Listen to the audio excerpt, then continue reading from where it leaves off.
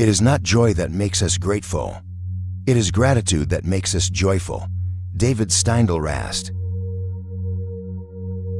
Have you ever paused in the middle of a chaotic day and realized you had everything you once wished for?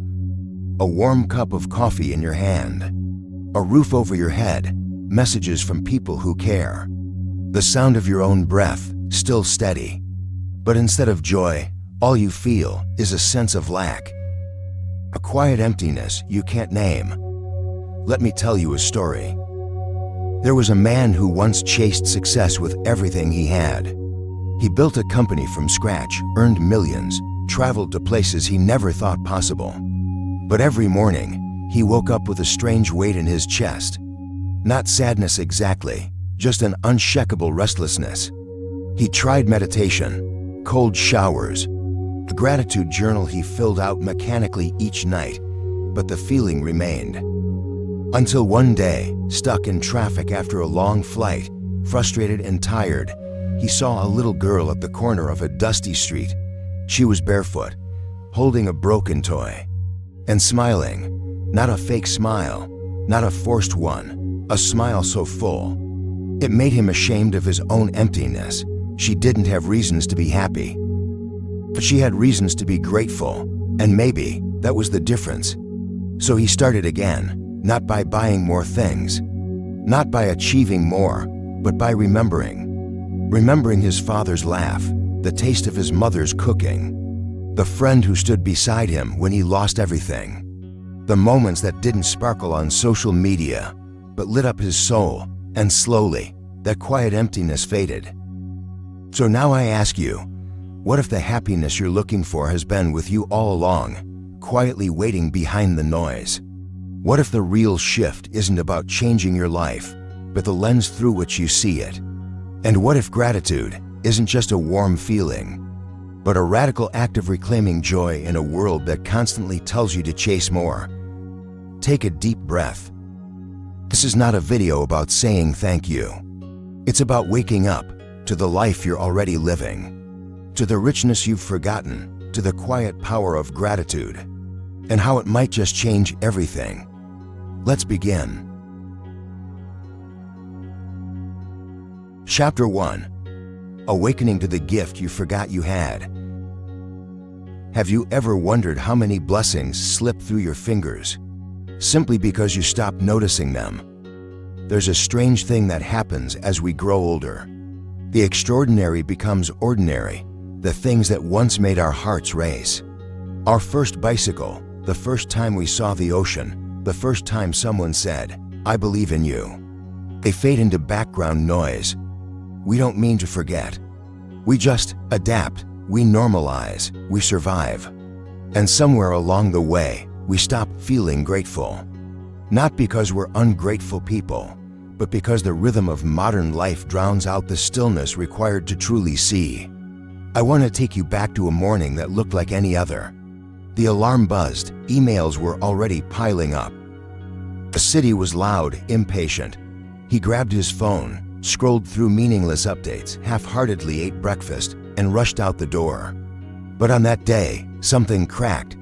He saw an old man sitting quietly by a street corner, feeding birds from a paper bag. His movements were slow, delicate. The world rushed past him, but he looked so full of peace, full of presence. A man stood there for a moment, then continued walking. But something about that image wouldn't leave him. Why did a stranger doing nothing remarkable stir something so deep? That night, instead of answering more emails, he sat in silence. He remembered when life used to feel like a gift. He remembered rainy days by the window as a child, warm soup in his hands. The first time he made his parents proud, the first time someone cried because of something kind he said. He had stopped seeing these things, not because they weren't there, but because he had forgotten how to look. Here's the truth. We don't lose gratitude because our lives get worse. We lose it because our attention fractures. We chase what's next so fast, we forget what's now. And that's the beginning of the drift into numbness, into burnout, into a life filled with stuff but empty of substance. So why does gratitude matter? Because it anchors us. It slows time. It pierces through the noise and says, look, this moment, right now, is enough. When we talk about success, we talk about goals, hustle, productivity. But what if real success is presence? What if real wealth is being able to feel deeply? Think of the times you've been truly alive. Not scrolling, not comparing, just present. Wasn't there gratitude there, even if you didn't name it? Now let's go deeper. The conflict isn't just that we forget to be grateful. It's that we've been conditioned to believe we should only feel grateful once we've arrived, once we've earned more, once we've achieved something impressive, once we've checked every box. But the truth is, if you wait until then, you'll miss everything. You'll miss the late-night talks with friends that don't lead to anything productive. You'll miss the quiet moments after a long day when someone simply sits beside you.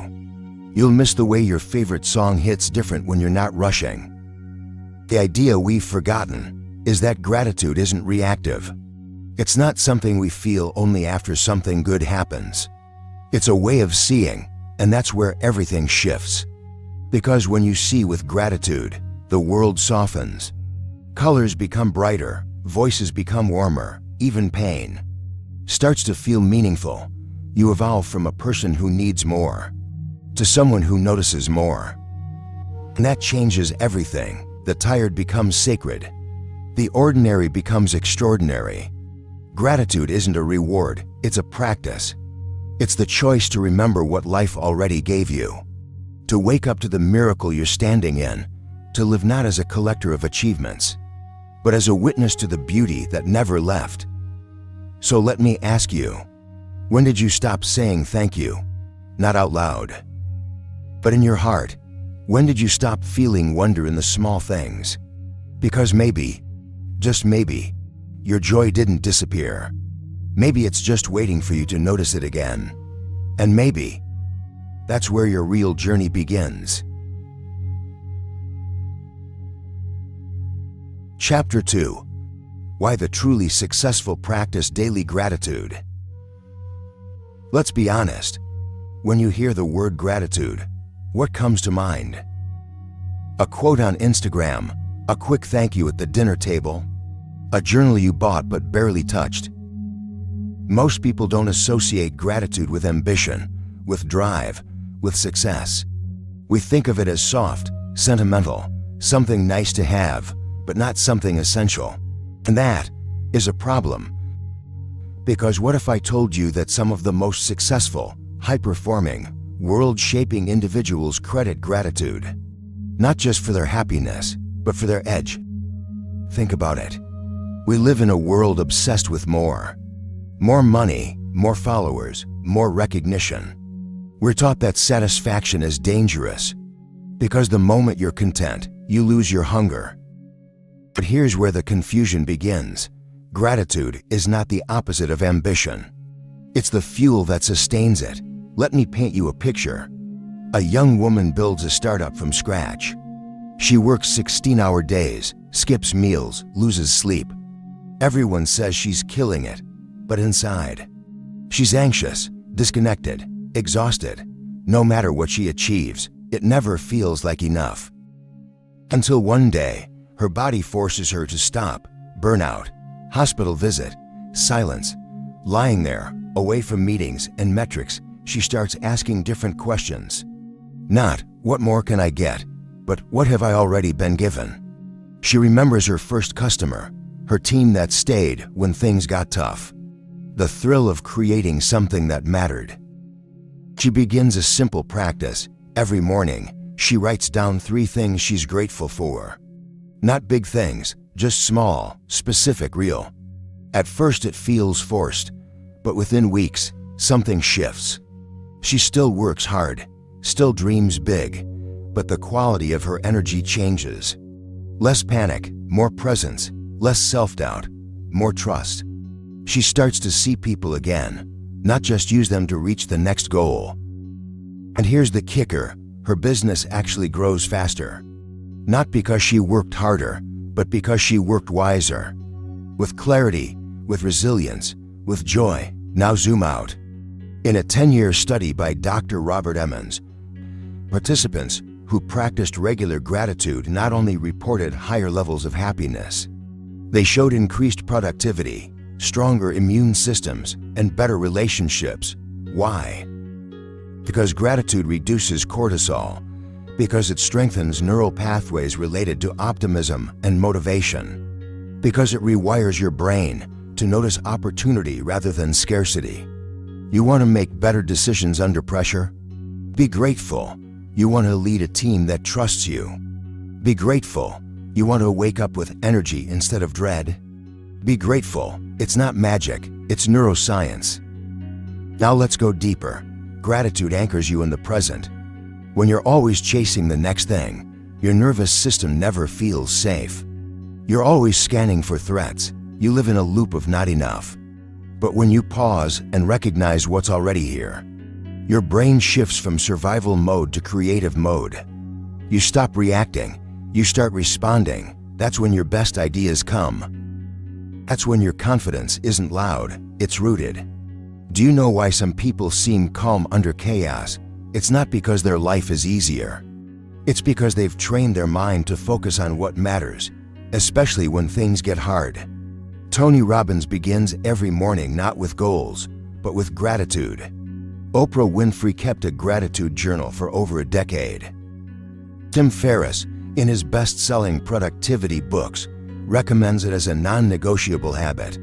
These are not soft people. They're builders, leaders, thinkers, and they're not grateful because life was always good. They're grateful because it saved them when life got hard. So here's the truth. Gratitude isn't just a feel-good practice. It's a high-performance habit. It makes you more focused, more resilient, more grounded in who you are, so you're not swayed by every criticism or failure. You stop chasing approval. You start living with purpose. Now, ask yourself this. What would change if you stopped seeing gratitude as an afterthought and started seeing it as your foundation? What if, before every pitch, you remembered why you started? Before every deadline, you noticed how far you've come. Before every goal, you paused to honor the people who helped you get here. Would your actions feel different? Would your energy shift? Would you walk into rooms with more peace, more clarity, more power? Gratitude doesn't make you passive. It makes you precise. It clears the fog. It shows you what's essential, so you can move forward without losing yourself. The people who last, who grow, evolve, inspire, they don't just grind harder, they anchor deeper. And their anchor is gratitude. Chapter 3. Gratitude is more than saying thank you. What does it really mean to be grateful? Most people think of gratitude as something you do occasionally. You say thank you when someone holds the door. You post a caption on Thanksgiving. You write a few lines in a gratitude journal. When you remember. That's it, right? Gratitude, for many, has been reduced to a polite habit, a social gesture, a checkbox on the self-help to-do list. But here's the truth. That's not what real gratitude is. So what is it then? Gratitude isn't a one-time action. It's a way of seeing the world. It's a lens, a mental state, a presence that shifts how you interpret everything around you. It's not just about saying thank you. It's about feeling thank you deeply, sincerely often. You can say thank you 100 times and not feel a thing. And you can sit in silence, heart full, and radiate more gratitude than any words could ever hold. So what? Why does this matter? Because the way we define gratitude shapes the way we experience it. If we think gratitude is just about reacting to something nice, we become passive. We wait for good things to happen before we allow ourselves to feel thankful. But what happens when life isn't easy? When plans fail, when people disappoint you, when nothing feels worthy of a thank you? That's where most people stop. They close off. They say, there's nothing to be grateful for right now. And they fall into a cycle of discontent and disconnection. But if you understand that gratitude is not a reaction, but a posture, a way of relating to life. Everything changes. You begin to look for meaning in moments others overlook. You start to feel depth even in discomfort. You become resilient, not because things get easier, but because your perception gets sharper. Let me give you an example. Imagine two people stuck in traffic. One is fuming, thinking about how this delay is ruining their schedule. The other looks out the window, watches the sunlight fall on a stranger's face and smiles. Same situation, different response. The second person isn't ignorant of the delay. They've just trained their mind to notice beauty anyway. That's gratitude.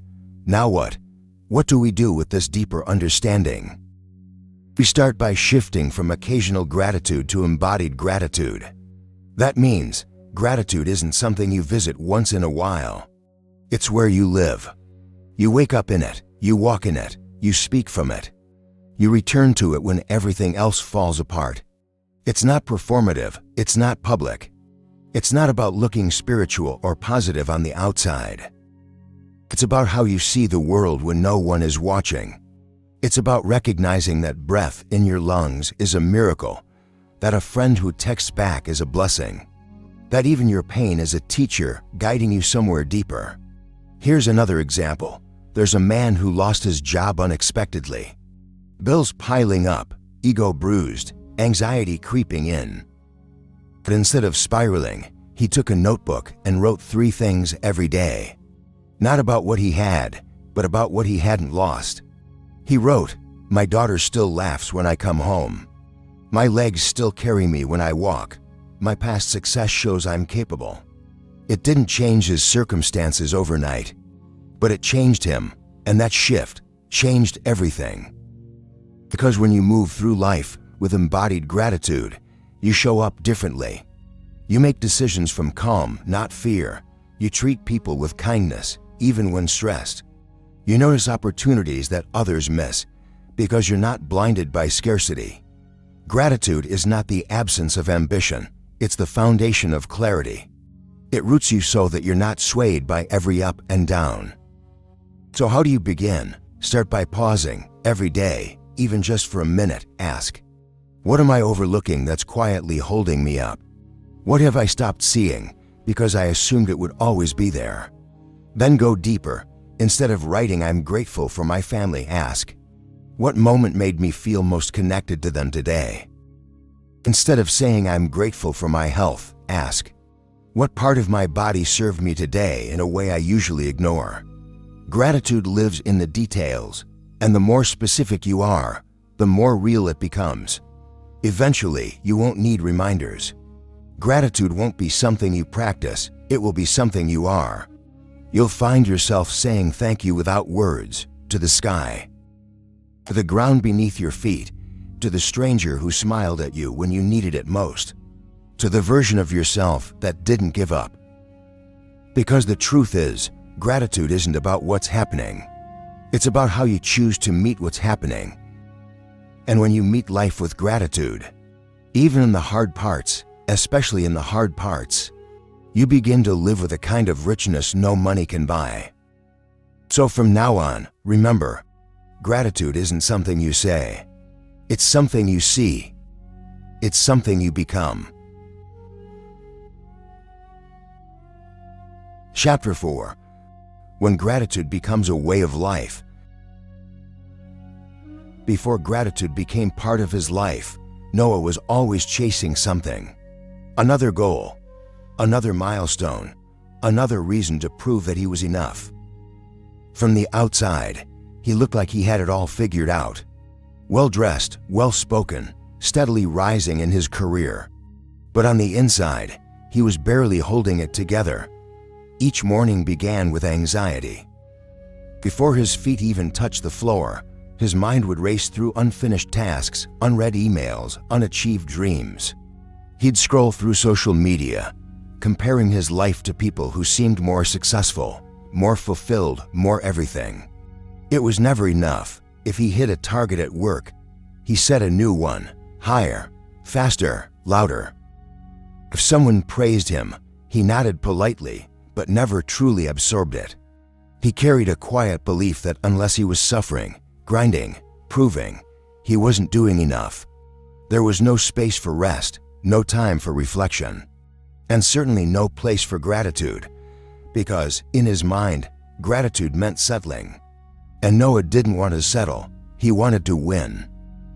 But somewhere between the long nights and silent mornings, between the stretch of endless goals and invisible exhaustion, something started to break. It wasn't dramatic, it was slow, almost unnoticeable. He stopped sleeping well. His friendships became distant. He lost interest in the things he once loved. Even his victories felt numb. And then, one day, while standing in line at a coffee shop, his card declined. It was a minor tech issue, just a glitch. But in that moment, holding his phone, standing between strangers, something inside him snapped. It wasn't about money, it was about the truth he had been avoiding. He wasn't okay. He walked out without the coffee, sat in his car, and cried, not because of the card, because of the loneliness, because of the pressure, because he realized he didn't remember the last time he had truly felt alive. That was the beginning of the change. No grand declaration, no Instagram post about starting fresh. Just a decision, small, quiet, honest. He opened a notebook that night and wrote one sentence, "Today, I'm grateful I noticed." It didn't feel like much, but it felt real. The next day, he did it again, grateful for the stranger who smiled at me, grateful for the warmth of my hoodie in the rain, grateful I made it through the day. He didn't call it a gratitude practice. He didn't read a book about it. He just started noticing, on purpose.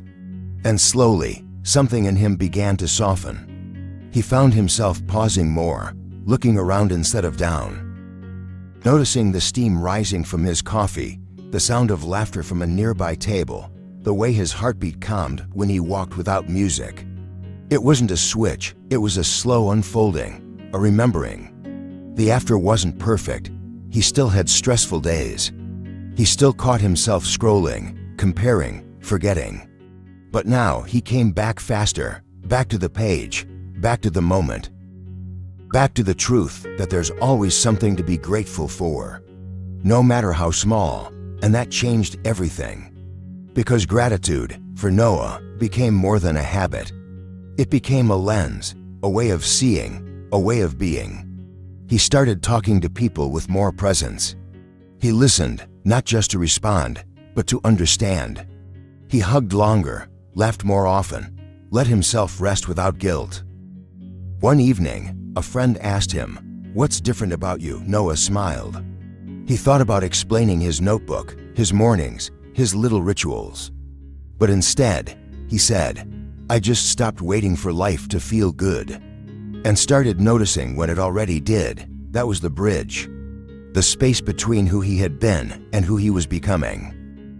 And that bridge was built, not in leaps, but in moments, moments of awareness, moments of pause, moments of choosing presence over pressure.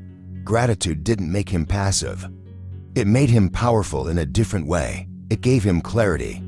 It reminded him of what actually mattered. It helped him show up with a full heart, even when his hands were still figuring things out. He no longer needed loud wins to feel worthy.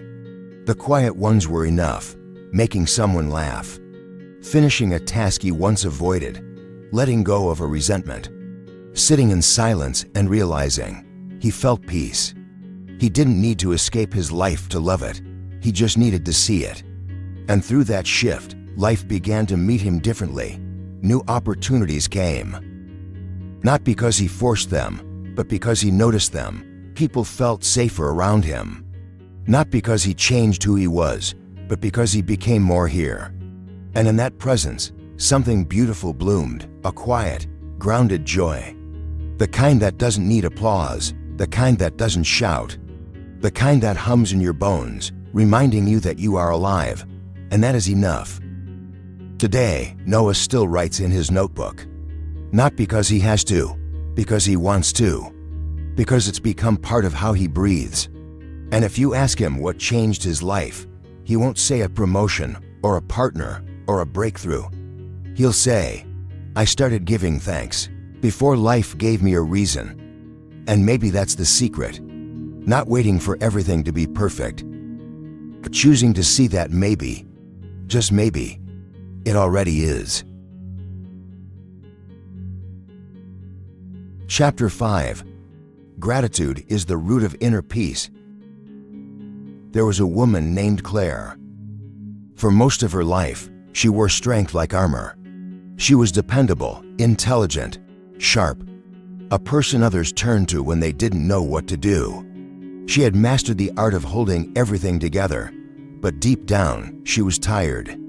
Not just the kind of tired that comes after a long week, but a soul-deep fatigue. She smiled out of habit, worked out of duty, laughed but not fully, loved but never let anyone too close. To everyone else, she was calm, composed, successful. But within her, there was a quiet storm, an inner tension she couldn't name, but carried every day. She kept moving forward, hoping peace would come after the next achievement, after the next relationship, after things finally settled down. But the finish line kept moving. One evening, after a long day that looked like every other, Claire sat on her balcony, wine glass in hand, phone lighting up with unread messages, and felt nothing, no joy, no sadness, just a kind of hollow. She stared into the night sky and whispered something she hadn't dared say aloud before. "I don't know how to feel at peace anymore." And in that soft, quiet admission, something inside her cracked open. That moment was her call to adventure, not towards something grand, but something inward. Not to conquer the world, but to return to herself. The next morning, Claire didn't wake up with clarity. She woke up the same way she always did. Tired, overwhelmed, but she did something new. Instead of diving into her to-do list, she sat in silence. She closed her eyes, and without knowing why, she said 2 words. "Thank you." No list, no expectations, just thank you. It felt strange, but something about it softened her. The next day, she said it again. Thank you, for her breath, for the sunlight, for the quiet. She didn't tell anyone. She didn't make it a project, she just kept going. Over time, she started to notice moments she used to miss. The way her cat curled up beside her, the sound of birds in the early morning, the way the barista remembered her order without asking. Little things, gentle things. But in those things, she felt something she hadn't in a long time, presence. And in that presence, peace. Her journey didn't skip over pain. Life still threw its storms, deadlines, arguments, lonely weekends, unanswered questions. But gratitude gave her something she had never had before. A place to stand, no matter what was shaking around her. When stress came, she paused and asked, "What's still good, even now?" When fear rose, she breathed and whispered, "Thank you for this moment," not because she loved the fear, but because she had learned that gratitude was not about liking everything, it was about being with everything.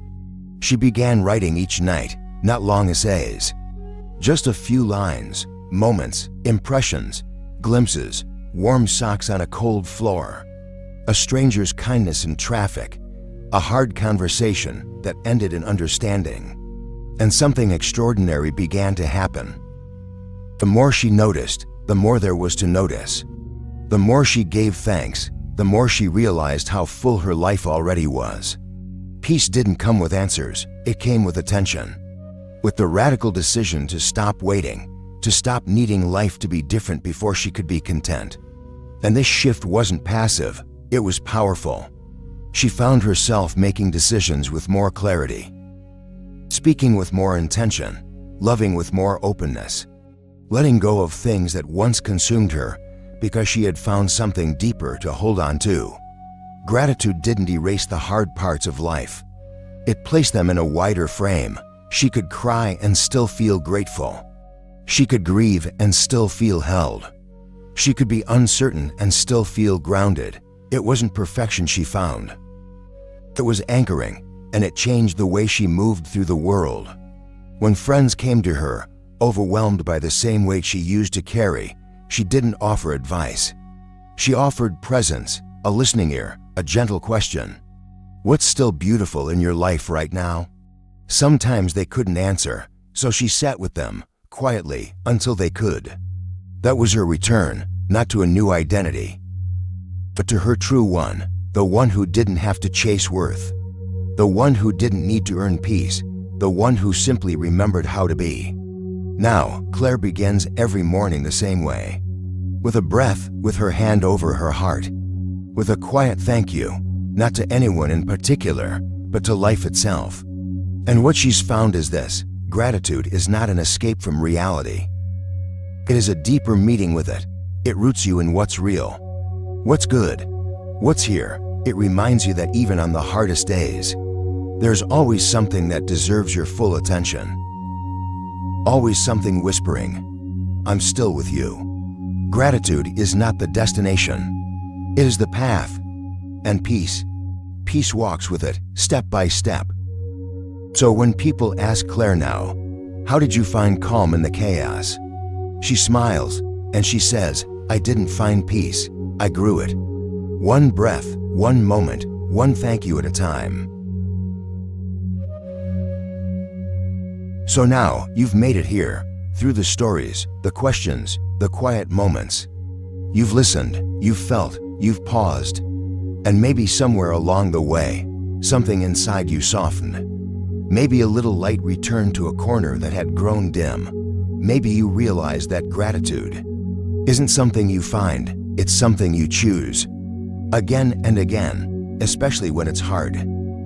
The world tells you to chase, to compete, to always want more. But gratitude whispers a different truth. You already have more than enough, more love, more beauty, more strength, more reasons to smile than you've allowed yourself to see. This is not about ignoring pain or pretending to be happy all the time. This is about choosing to notice what is still good, even in the midst of what is hard. Gratitude doesn't change your circumstances overnight, but it changes you. And when you change, how you see everything else changes too. So here's what I want you to do before you scroll away. Before you dive back into your day, before you let this just be another video you watched and forgot, pause right now. Close your eyes for just a moment. Take one deep breath in and out. Now quietly ask yourself, what am I grateful for? Right now, it could be the warmth of sunlight on your skin, the fact that you're breathing, someone who stood by you, something you've overcome, or the simple fact that you're still here, still learning, still growing, still searching. Hold that feeling just for a few seconds. That is presence, that is power, that is peace. And now, carry it with you. When you wake up tomorrow, let the first thing you think about not be what you lack, but what you already have. Let your days begin not with pressure, but with presence. Keep a note on your phone or a notebook by your bed. Write down 3 small things each day, not perfect things, not impressive things, just real things. Gratitude is a muscle. The more you use it, the stronger it gets. The more you return to it, the more it becomes your home. And when life gets loud again, and it will, come back here. Back to this breath, back to this awareness, back to the quiet knowing that even now, there is something to be thankful for. And if this video has spoken to something inside you, don't let it end here. Take one action today that brings gratitude to life. Call someone and tell them what they mean to you. Look a stranger in the eye and smile. Take a walk without your phone and just notice. Say thank you. To the people around you, to yourself, to life. And if this message meant something to you, share it, not for clicks, but because maybe someone out there forgot how much they already have to. And your voice, your presence, could be their reminder. Like this video if it moved you. Subscribe if you want more like it. Leave a comment below and share one thing. Just one that you're grateful for today. Not a perfect answer, a real one. Because when we speak gratitude, we spread it. When we live with it, we become the reminder, the anchor, the light. Gratitude isn't just a feeling. It's a way of walking through this world with open eyes, open hands, and an open heart. So walk gently, speak truthfully, love fully, and keep coming back to now, to breath, to thanks. Thank you for being here. Not just for watching, but for showing up. For yourself, for your life, and for the quiet, powerful choice to be grateful.